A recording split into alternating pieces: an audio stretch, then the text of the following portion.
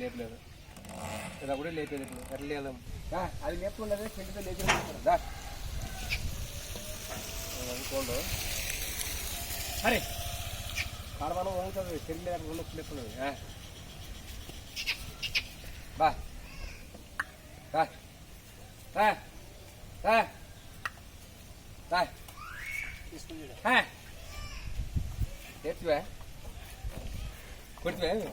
ఏం మరి అదే లేపుకుంటా తప్ప ఏం మరి అది ఒకసారి మాట ఏంటంటే అది కానీ లేపుకుంటుండే అది మాట్లాడేది కాదు ఇప్పుడు అది ఫస్ట్ లేపుతుంది అది ఎలా అంటే కుక్కర్ పడితే లేపుతుంది చరకలుగా ఇంకా ఇప్పుడు ఒక్కసారి తీసుకుంటా మారాలి తగిలేతాడు గట్టాడు అరే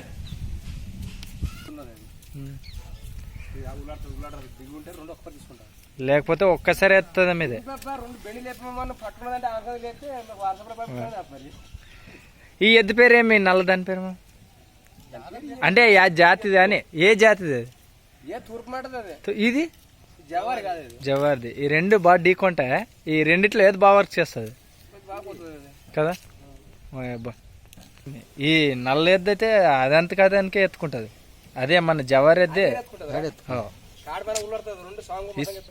అంటే ఈ ఎద్దు బెండ్లు కట్టించే చేనుకు ఒకటే పోతావు ఇవి పోతా సర్వీస్ అని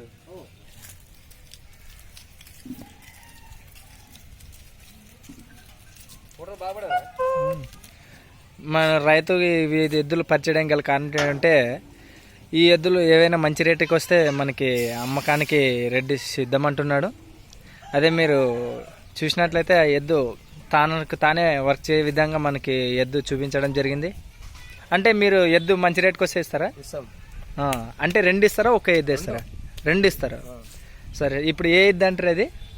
ఇది తూర్పునాట. ఏది? తూర్పునాట. తూర్పునాట ఎద్దు చెప్పండి. ఇది ఒకటిగానే ఇస్తాను. ఎద్దు ఒకటే ఎవరికైనా అమ్మకాన్ని అయితే ఎద్దు ఒకటే ఇస్తారు. ఇది తూర్పునాట ఎద్దు అంటారు.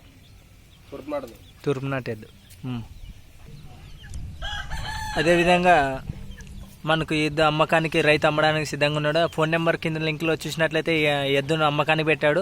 ఈ ఫోన్ నెంబర్ చూసి మీరు ఈ యొక్క ఎద్దుని కానీ లేకపోతే ఈ రెండు ఎద్దులు కానీ జతగా తీసుకొని మీరు రైతుతోనే డైరెక్ట్గా మాట్లాడవచ్చు.